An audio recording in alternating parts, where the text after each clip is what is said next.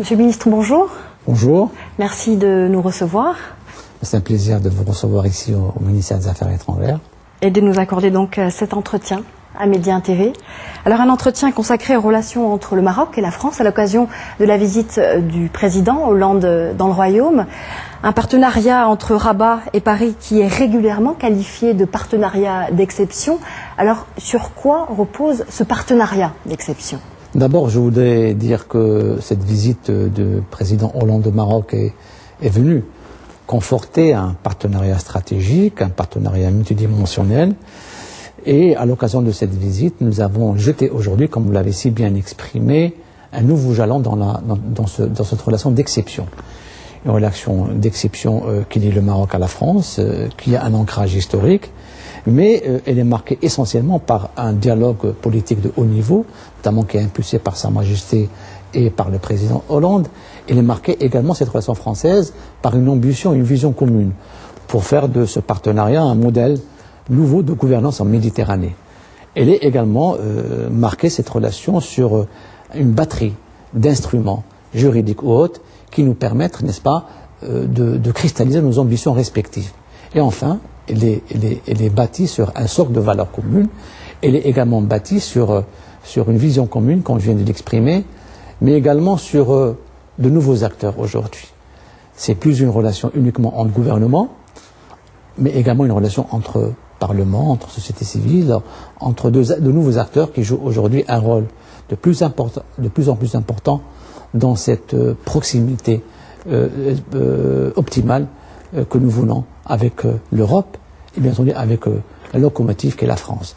Donc aujourd'hui, dans le cadre de ce statut avancé, dans ce cadre de cette relation privilégiée que le Maroc entretient avec l'Europe, nous sommes en train, avec la France, d'innover, de renforcer ce partenariat d'exception pour qu'il soit en phase avec nos ambitions respectives, avec une ambition de Sa Majesté Mohammed VI, qui a placé la relation avec la France comme une de nos priorités, comme une de nos moyens pour renforcer davantage cette relation Nord-Sud. Alors un partenariat d'exception qui passe beaucoup par la relation économique. Donc 6 milliards d'euros, c'est le volume d'échange entre le Maroc et la France chaque année, quasiment. La moitié des investissements étrangers directs proviennent de l'Hexagone. C'est parti pour durer, Monsieur le Ministre ? Bien sûr, ça va durer. Comme on l'a vu le constater, la présence de plusieurs entreprises françaises au Maroc pendant la visite du président Hollande, le forum qui a été organisé en marge de cette visite démontre encore une fois l'importance que le Maroc, que l'entreprise française accorde au Maroc en tant que terre d'investissement, mais également en terre où on peut cristalliser un partenariat gagnant-gagnant. Aujourd'hui, le marché marocain est très prisé par les entreprises françaises parce que nous sommes en train de croître, mais également nous sommes en train d'innover aujourd'hui. Nous sommes en train d'innover, l'innovation elle est fondamentale à travers les différents plans marocains, le plan émergence, le plan Azur. Il y a des opportunités pour que les entreprises françaises puissent, n'est-ce pas, accompagner utilement ce cheminement de développement aujourd'hui mis en œuvre au Maroc. Donc les investissements et également le commerce extérieur. La France continue d'être notre principal partenaire économique et commercial en termes d'investissement, en termes de commerce extérieur.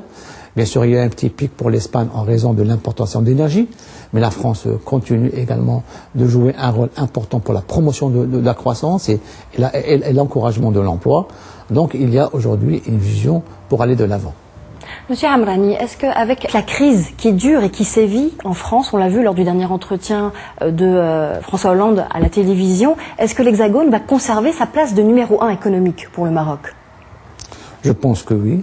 D'abord, il y a plusieurs projets en cours et surtout que le Maroc aujourd'hui est ouvert sur son environnement immédiat, qui est l'Union européenne, donc la France. Il y a des opportunités. Moi, je pense qu'aujourd'hui, le contexte de crise peut être une opportunité pour les entreprises françaises et européennes de travailler sur le Maroc, bien entendu, mais également au-delà du Maroc. Travailler ensemble vers aujourd'hui le continent africain. Le continent africain qui aujourd'hui est en train de croître. Il y a des opportunités d'investissement, il y a des investissements pour créer des entreprises conjointes. Donc voilà également un créneau une niche que le Maroc et la France sont déterminés à explorer ensemble. Alors une dynamique économique, on vient de le voir. Est-ce que cette relation n'est pas toutefois amenée à évoluer et à faire en sorte que le Maroc ne soit beaucoup plus qu'un marché pour les investisseurs français? Eh ben, il faut que nous ayons une croissance et une richesse partagée, une prospérité partagée. Je crois que les entreprises françaises et marocaines l'ont comprise. Aujourd'hui, il s'agira de créer les conditions nécessaires pour que tous on puisse évoluer ensemble. Bien sûr, faire du bilatéral, France-Maroc, Maroc-France, mais également travailler sur d'autres régions qui sont, je dis, prometteuses en termes de création d'emplois, en termes de promotion de croissance. Et l'Afrique constitue également un créneau porteur. Alors justement, sur cette coopération sud-nord entre Rabat et Paris, est-ce que le leadership du Maroc en matière d'énergie renouvelable notamment peut faire la différence, par exemple? Effectivement, nous avons été leaders dans ce domaine-là depuis quelques années. Nous avons, grâce à une volonté qui a été manifestée par Sa Majesté Mohamed VI, d'investir ce créneau, qui nous permet d'abord de se moderniser, qui nous permet de répondre à nos besoins énergétiques, mais également qui nous ouvre de nouvelles perspectives pour exporter vers l'Europe, parce qu'aujourd'hui l'énergie renouvelable est très prisée et constitue un véritable levier de croissance à moyen terme. Donc, en tout cas, nous, on a fait le choix. Nous avons donc un certain nombre de projets qui sont déjà dans un stade assez avancé. Nous avons également d'autres projets. En tout cas, le choix est là. Nous allons y travailler avec nos partenaires. Il ne faut pas également, madame, oublier le volet de l'éducation, de la recherche et de l'innovation. C'est un volet, vous l'avez pu le remarquer lors de la visite de M. le Président Hollande. Un certain nombre d'accords ont été signés pour la création de grandes écoles françaises au Maroc, en partenariat avec nos institutions marocaines. Nous voulons aujourd'hui, n'est-ce pas, donner la priorité à la formation de l'homme. Parce que l'homme au Maroc, les ressources humaines sont au centre de notre stratégie. Et donc, comme vous avez pu le constater, nous nous ouvrons sur les grandes écoles d'ingénieurs, sur les grandes écoles de commerce, parce qu'il nous faut aujourd'hui accompagner un développement que nous voulons en phase avec nos priorités nationales, en phase également avec nos ambitions, parce que le Maroc a fait le choix de l'ouverture et nous allons continuer dans ce sens-là. Alors des relations économiques stimulées par des relations politiques de confiance, quel regard vous posez sur l'intervention militaire de la France au Mali? Écoutez, madame, nous avons depuis très longtemps alerté la communauté internationale sur l'enjeu et la menace sécuritaire que représente le Sahel et le Sahara, non seulement pour les pays du Sahel, mais également pour l'ensemble des pays du Maghreb et au-delà vers l'Europe. Nous avons alerté donc nos partenaires européens et aujourd'hui nous sommes en train d'y travailler parce que le Maroc, comme vous le savez, est membre non permanent du Conseil de sécurité. La fameuse résolution sur le Mali a été adoptée pendant la présidence marocaine. Le Maroc est engagé aux côtés de la France et des autres pays de la CEDEAO pour combattre ces mouvements terroristes et djihadistes qui aujourd'hui sont une véritable menace parce qu'ils menacent l'intégrité territoriale, l'indépendance de plusieurs États africains. La position du Maroc, elle est connue.